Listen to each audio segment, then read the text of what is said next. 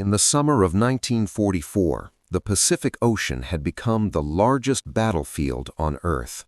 Thousands of miles of open water separated islands, fleets, and airfields, yet beneath the surface, another war was quietly unfolding. American submarines were hunting Japanese shipping lanes, cutting off the resources that kept the empire alive. Steel hulls moved silently through dark water, guided only by sonar pings, compass bearings, and the instincts of their commanders. Every patrol was a gamble, and every torpedo could change the course of the war. At the center of this hidden war was a long, narrow vessel of steel known as the USS Harder, SS-257. To the men who lived inside her cramped compartments, she was more than a war machine. She was home, shield, and weapon all at once. The submarine belonged to a class of American boats designed for long-range patrols across the vast Pacific. She could dive deep beneath the waves, travel thousands of miles without refueling, and strike enemy ships with devastating torpedoes before disappearing back into the ocean. But a submarine was only as dangerous as the man commanding it. And the man in command of Harder was someone who believed that the traditional rules of submarine warfare were wrong. His name was Samuel D. Dealey. Dealey was not the kind of officer who preferred safe patrols or cautious tactics. He believed submarines had been designed to hunt, not hide. Many naval commanders believed submarines should avoid heavily defended warships and focus instead on cargo vessels and supply ships. According to official doctrine, attacking destroyers or warships directly was often considered too dangerous. Destroyers were the natural enemies of submarines. They were fast, maneuverable, and armed with depth charges capable of turning the ocean into a deadly pressure trap. When a destroyer detected a submarine, it could drop explosives that crushed hulls, shattered equipment, and turned the sea into a violent storm of shock waves. Most submarine captains did everything possible to avoid them. Dealey had a different idea. He believed that destroyers were vulnerable if attacked aggressively. If a submarine could fire its torpedoes directly toward an approaching escort ship before it had time to react, the hunter could suddenly become the hunted. It was a dangerous theory. If he miscalculated even once, the result would be immediate destruction. But Dealey had already proven that his instincts could work. Earlier patrols of Harder had already gained attention throughout the submarine force. The crew had grown used to sudden battle stations, tense moments at periscope depth, and the quiet whispers of sonar operators listening for distant propellers in the darkness of the sea. Inside the submarine, life followed a strange rhythm. There was no sunlight below the surface. Days and nights blended together under dim electric lights. The air smelled of oil, metal, sweat, and machinery. Fresh food disappeared quickly during the first days of a patrol, replaced by canned supplies and whatever could be stored in every available corner of the vessel. Bunks were stacked tightly together, often shared between sailors working different shifts. When one man left for duty, another would climb into the same bed. Privacy did not exist. The submarine was a floating world, barely wider than a railroad car. Yet, despite the cramped conditions and constant danger, the crew trusted their captain. Dealey had a calm confidence that spread through the boat. When he stood at the periscope, studying the horizon above, the entire submarine seemed to hold its breath. Every sailor knew that the next order might bring torpedoes rushing out of the bow tubes or send the vessel diving deep to escape a counterattack. The Pacific War itself had reached a critical moment. American forces were advancing across the Central Pacific, capturing island after island. Each victory brought them closer to the Philippines and the Japanese home islands. But the Japanese Navy still possessed powerful fleets of battleships, aircraft carriers, and destroyers capable of launching devastating counterattacks. Somewhere across the vast ocean, those fleets were gathering in secret. Battleships, aircraft carriers, dozens of destroyers, a naval force capable of launching a massive counterattack against the advancing Allies. American intelligence did not yet know exactly where this fleet was waiting. But soon, by accident and courage, one submarine would find it, and the discovery would change the course of the war beneath the Pacific Ocean forever. By the middle of 1944, the Pacific War had entered a dangerous new phase.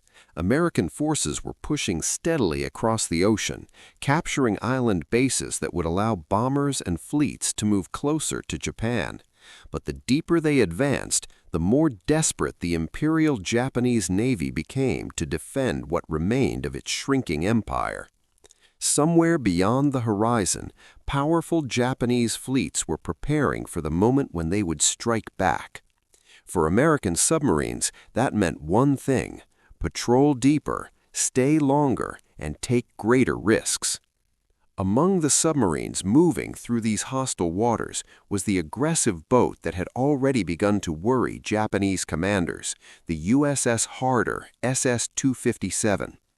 Under the leadership of Samuel D. Dealey, the submarine had already built a reputation for bold attacks that defied conventional doctrine.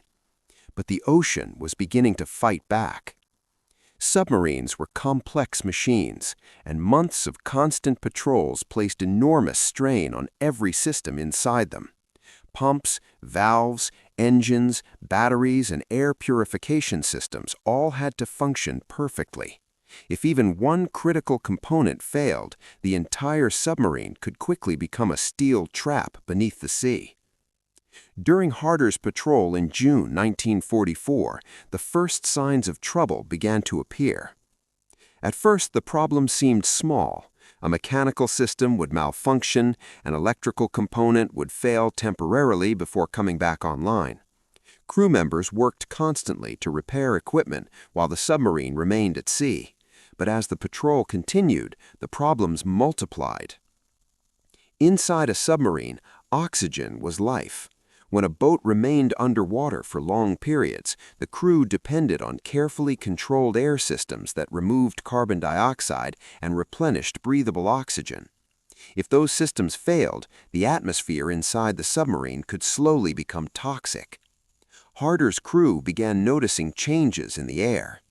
The boat had been operating underwater longer than expected, trying to avoid detection by Japanese patrol aircraft and escort ships. Normally, the submarine would surface periodically to recharge its batteries and circulate fresh air through the vessel. But in enemy-controlled waters, surfacing could mean death. Japanese aircraft constantly scanned the ocean for periscopes, oil slicks, or even the faint outline of a submarine's hull. If a plane spotted a submarine on the surface, it could quickly call in destroyers to hunt it down. So Harder stayed submerged as long as possible. Inside the submarine, the air slowly grew heavier. Sailors could feel the difference even if they could not see it. Headaches became more common. Conversations became slower. Fatigue spread through the cramped compartments.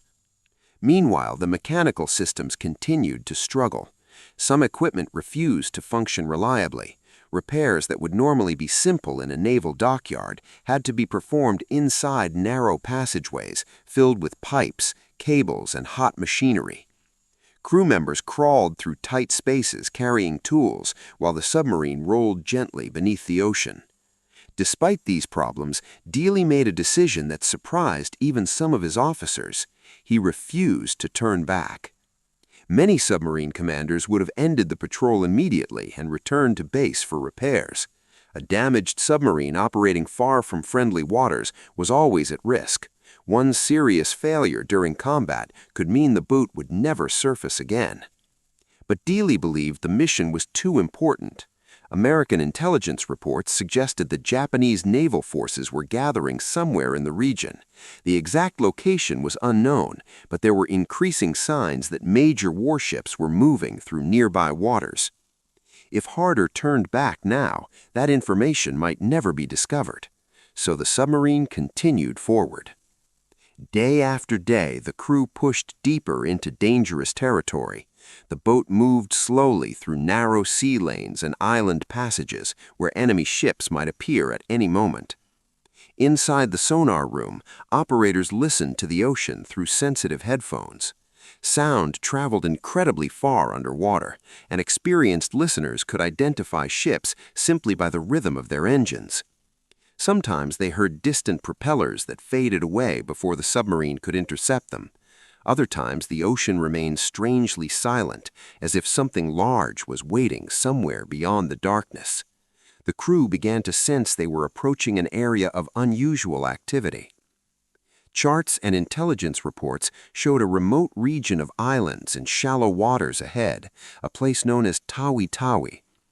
At first glance, Tawi-Tawi seemed like an unlikely place for a major naval operation. The islands were isolated, surrounded by reefs and narrow passages. Few people outside the region had even heard of them. But that isolation was exactly what made the location valuable. For a navy trying to hide its most powerful fleet, remote anchorages were perfect. Large warships could gather there beyond the reach of most Allied reconnaissance aircraft. American intelligence suspected that Japanese forces might be using hidden anchorages somewhere in the Philippine region, but no submarine had yet confirmed exactly where. Harder was now moving dangerously close to the area. Inside the control room, tension grew with every passing hour. The damaged submarine was operating in waters where enemy ships could appear at any moment. If destroyers discovered them now, the mechanical problems inside the boat might prevent a fast escape. But something else was happening as well. The sonar operators began reporting faint sounds. At first, it was just a distant vibration, the slow turning of large propellers somewhere far away.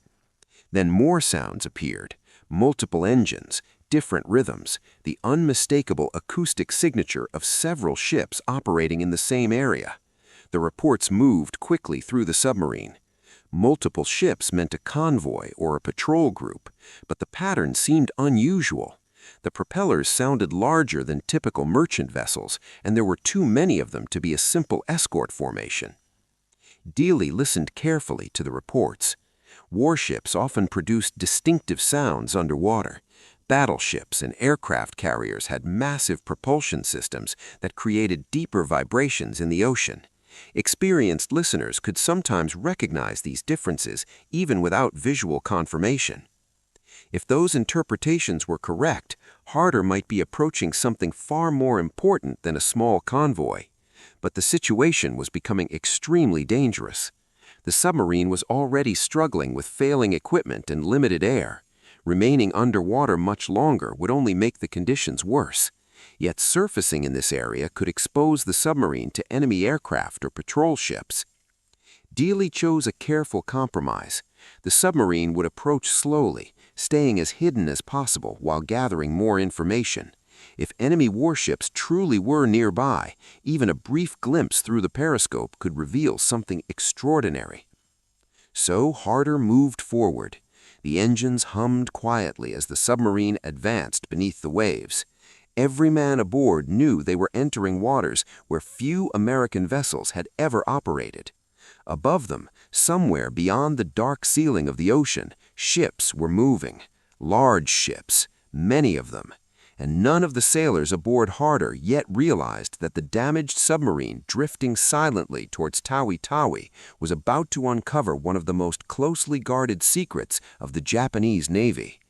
Within hours, they would look through the periscope and see a sight that almost no Allied sailor had witnessed before. An entire fleet waiting in hiding. A fleet powerful enough to challenge the Allies for control of the Pacific. And by discovering it, one struggling submarine would unknowingly set in motion events that would reshape the naval war forever. The waters around the islands were unusually quiet that morning. Beneath the surface, the submarine moved slowly, almost cautiously, as if the ocean itself were warning the crew that they had entered a dangerous place. Inside the control room of the USS Harder, SS-257, Every man understood that they were operating far deeper inside enemy territory than most submarines ever dared to go. For days, the crew had been hearing strange sonar reports, not just the occasional cargo ship or patrol vessel, but something larger, multiple propellers, heavy engines, ships moving in organized patterns. Now the sounds were getting stronger. In the sonar room, sailors leaned over their equipment, headphones pressed tightly against their ears. The ocean carried sound incredibly well, and trained operators could often identify ships long before anyone saw them. The pattern they were hearing was unmistakable now. There were many ships nearby. Not two, not three, dozens. The sonar operator quietly reported the bearings and distances. His voice carried a mixture of concentration and disbelief. The vibrations coming through the water suggested very large vessels, much larger than destroyers or merchant ships. In the control room, Commander Samuel D. Dealey studied the information carefully. Something unusual was happening in these waters. Convoys did not normally gather in such numbers, especially this far from major shipping routes. There was only one possible explanation: a fleet. But fleets were not supposed to be here. The Japanese Navy rarely concentrated its largest warships in remote anchorages unless they were preparing for a major operation. If the sonar readings were accurate, Harder might be drifting dangerously close to one of the most important naval concentrations in the entire Pacific. Dealey made a careful decision. The submarine would rise slowly to periscope depth. Inside the vessel, the ballast tanks adjusted as the submarine gently climbed toward the surface. Every movement was performed quietly, with the precision of men who knew that even the smallest mistake could expose them to the enemy above. Finally, the submarine stabilized just below the surface. Dealey stepped toward the periscope. The narrow metal tube extended upward through the hull and broke the surface of the ocean with barely a ripple. Through its lenses, the captain could see a thin circle of the world above the sea. He began to rotate the periscope slowly. At first, there was nothing unusual, just the calm tropical waters and the distant shapes of small islands scattered across the horizon. The sky above was bright, and the sea looked peaceful. Then, he saw the ships. For a moment, even Dealey was stunned. Across the water, spread between the islands of Tawi-Tawi, lay one of the largest concentrations of Japanese naval power ever observed by an American submarine. Battleships, aircraft carriers, cruisers, destroyers. Warships filled the anchorage, some anchored peacefully, while others moved slowly through the surrounding channels. From the periscope's narrow field of view, it seemed as if the entire Japanese Navy had gathered in this hidden corner of the Pacific. Dealey lowered the periscope briefly and turned to his officers. What they were seeing was extraordinary, but it was also extremely dangerous. A single submarine drifting this close to the heart of a major enemy fleet was at constant risk of discovery. If even one destroyer spotted them, dozens of escorts could converge on their position within minutes. But there was another factor: opportunity. Fleets required protection, and the ships that guarded them were often destroyers assigned to patrol the surrounding waters. Those escorts constantly searched for submarines that might threaten the larger warships anchored nearby. Ironically, that meant the destroyers themselves were moving around the area more frequently than the battleships and carriers. For Dealey, that meant targets. He studied the scene again through the periscope. Several destroyers were patrolling the outer approaches to the anchorage. They moved back and forth along predictable routes, their crews likely believing the area was secure. After all, no American submarine was supposed to be here. Harder remained perfectly still beneath the waves. The damaged submarine was now sitting almost inside the defensive perimeter of Japan's most powerful fleet.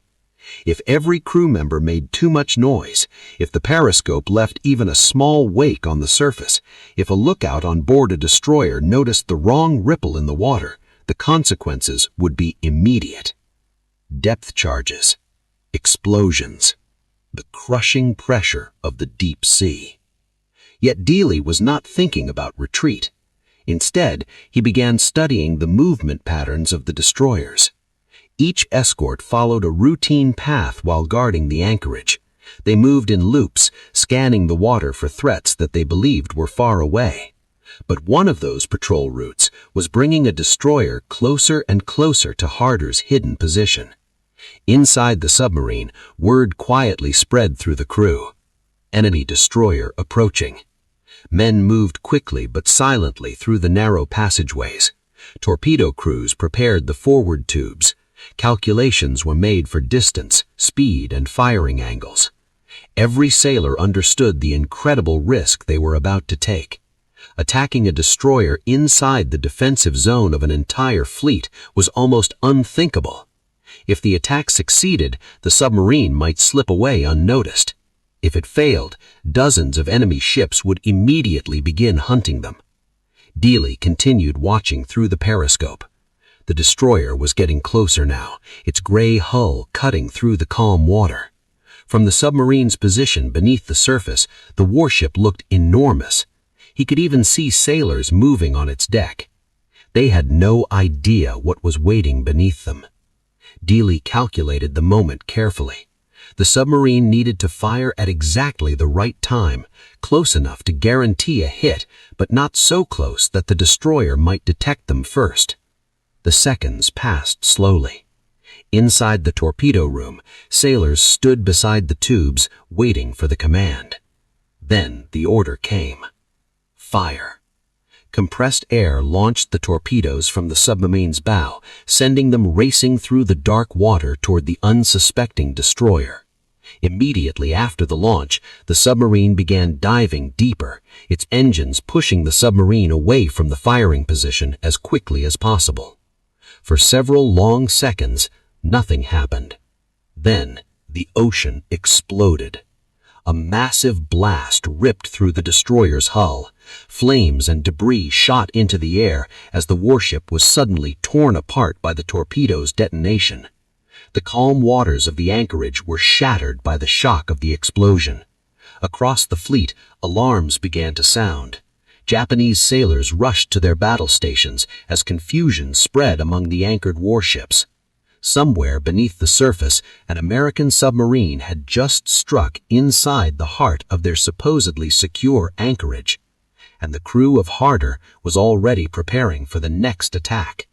Because now the entire fleet knew there was a predator hiding beneath the waves. But they did not yet know how aggressive that predator was willing to be. The explosion that tore through the Japanese destroyer shattered the illusion that the anchorage at Tawi-Tawi was safe. For months, the Imperial Japanese Navy had used the remote island base to hide the concentration of its most powerful warships. Battleships, aircraft carriers, cruisers, and dozens of escorts waited there, forming the heart of the powerful Japanese mobile fleet. Now, panic was spreading through the anchorage. Lookouts scanned the water for a periscope. Officers shouted orders as destroyers accelerated across the bay, racing to locate the submarine that had just struck inside their defensive perimeter. But beneath the surface, the submarine responsible was already moving away. Inside the control room of the USS Harder, SS-257, Commander Samuel D. Dealey knew exactly what the Japanese would do next. Destroyers would begin searching immediately. They would spread out, sweeping the area with sonar while preparing their depth charges.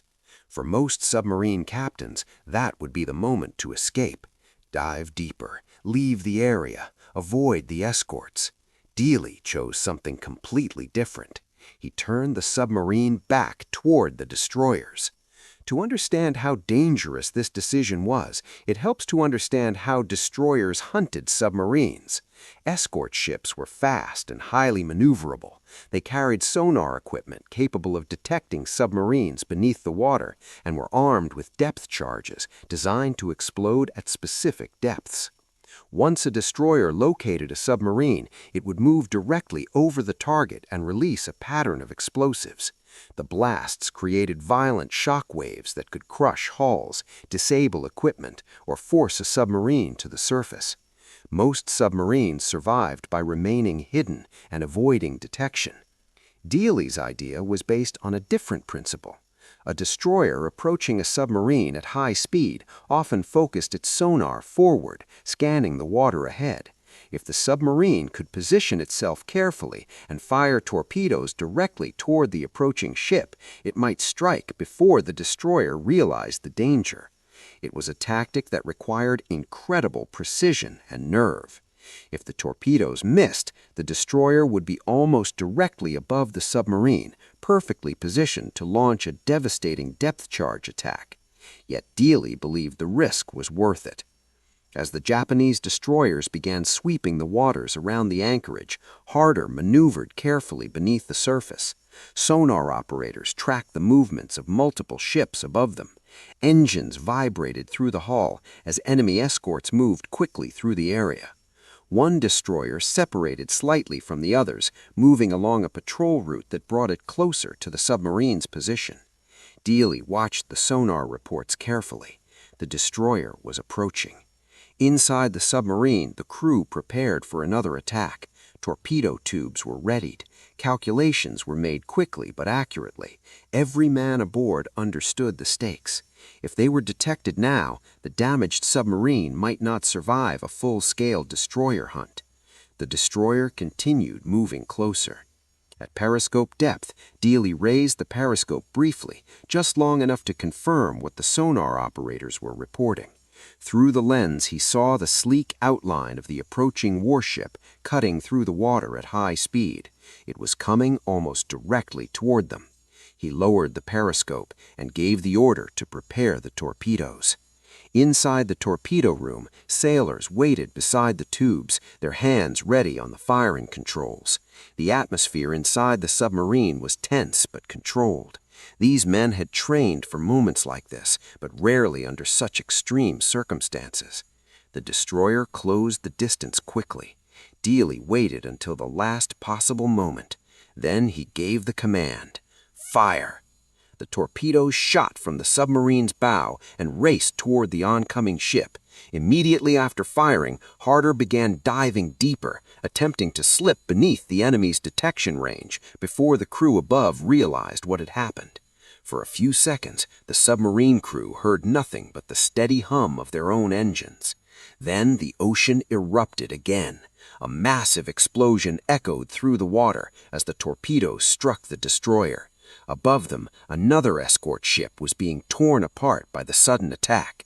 Inside Harder, the crew knew the Japanese fleet would now understand what they were facing. This was not a cautious submarine trying to escape. This was a hunter. The attacks continued over the following days.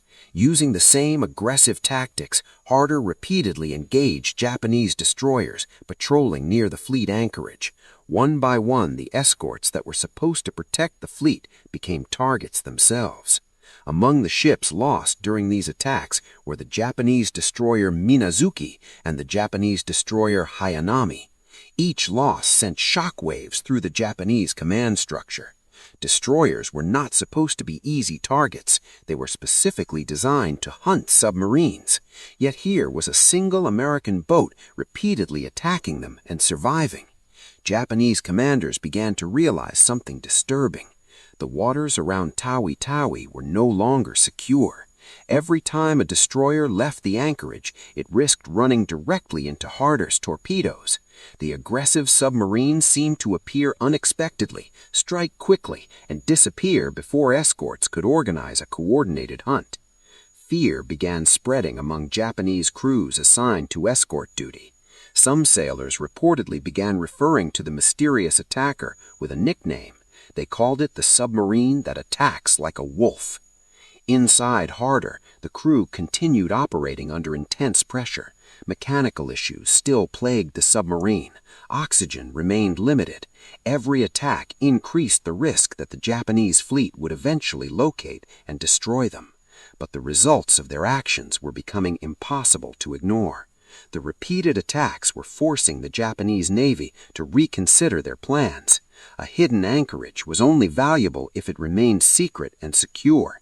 Now enemy submarines had proven they could penetrate the area and strike at will. What had once been a safe gathering point for the fleet was turning into a liability. Soon, Japanese commanders would make a critical decision. They would abandon the anchorage at Tawi-Tawi and move their fleet into open waters. It seemed like a small change in strategy, but that decision would place Japan's most powerful naval force directly into the path of the advancing American fleet. And in just a few weeks, the consequences of that movement would lead to one of the most decisive naval battles of the entire Pacific War. By mid-1944, the USS Harder had earned a fearsome reputation in the Pacific, but every success came at a cost. Commander Samuel D. Dealey had pushed his crew and his vessel to the limits, navigating a submarine already suffering from mechanical failures and dwindling oxygen supplies. Despite these challenges, Dealey continued to pursue the Japanese fleet, undeterred by conventional doctrine or the risks of head-on attacks. His boldness had forced the enemy to abandon their hidden base at Tawi-Tawi, a victory that shifted the balance in the Philippine Sea. Yet the triumph was bittersweet, because the dangers of such audacious tactics were never far away.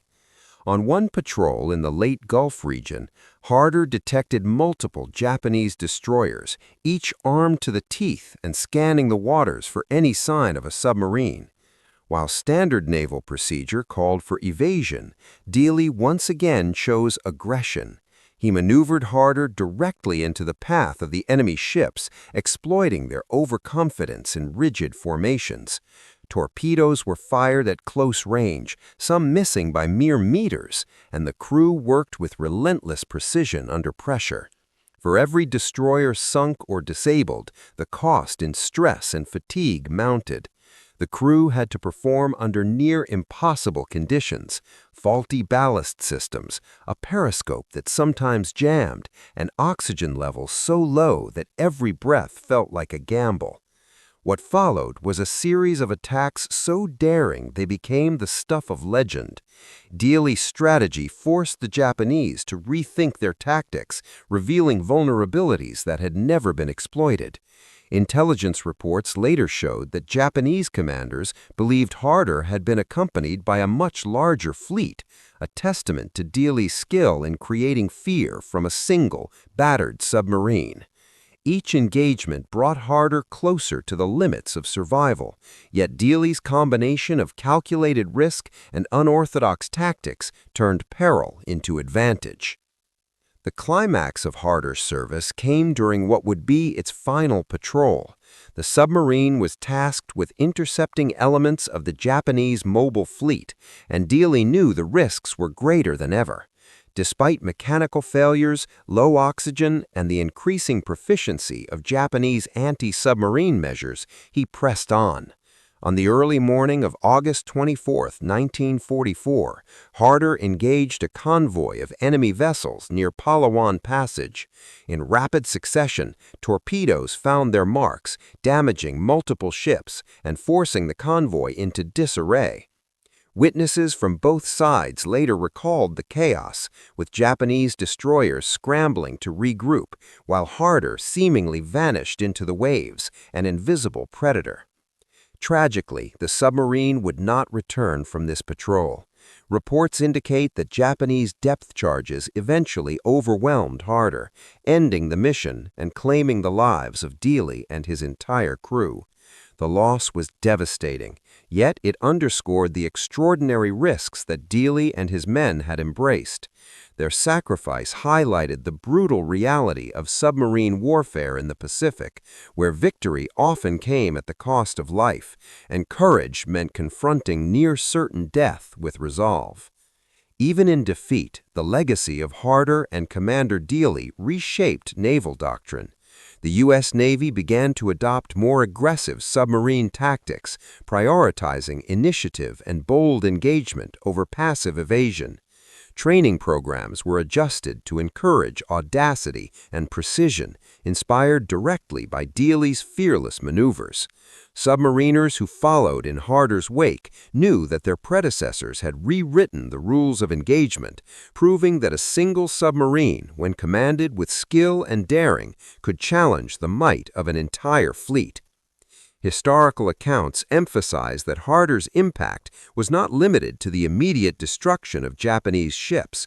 By forcing the enemy to abandon hidden anchorages and reconsider fleet movements, Dealey indirectly shaped the outcome of larger engagements, including the Battle of the Philippine Sea. Japanese supply lines disrupted, morale faltered, and the strategic initiative gradually shifted toward the Allies. In this sense, Harder's final patrol was both an end and a beginning, an ultimate act of defiance that reverberated across the Pacific theater. The story of the USS Harder serves as a testament to the human capacity for courage under extreme conditions. It illustrates how ingenuity, determination, and the willingness to challenge established norms can create outsized impact even in the most constrained circumstances. For the men aboard, each patrol was a calculated gamble with life itself, and each torpedo fired was a statement of tactical brilliance. Their actions continued to inspire submariners and military historians alike, reminding the world that heroism often emerges from the smallest, most vulnerable vessels in the face of overwhelming odds. As the sun sets over the Pacific, the legacy of Commander Dealey and his crew endures, not only in the tactical innovations they pioneered, but in the memory of a submarine that, despite being broken and battered, altered the course of history. Their story is a powerful reminder that audacity, precision, and sacrifice are timeless forces in warfare, capable of turning even a single vessel into a force that shapes the fate of nations.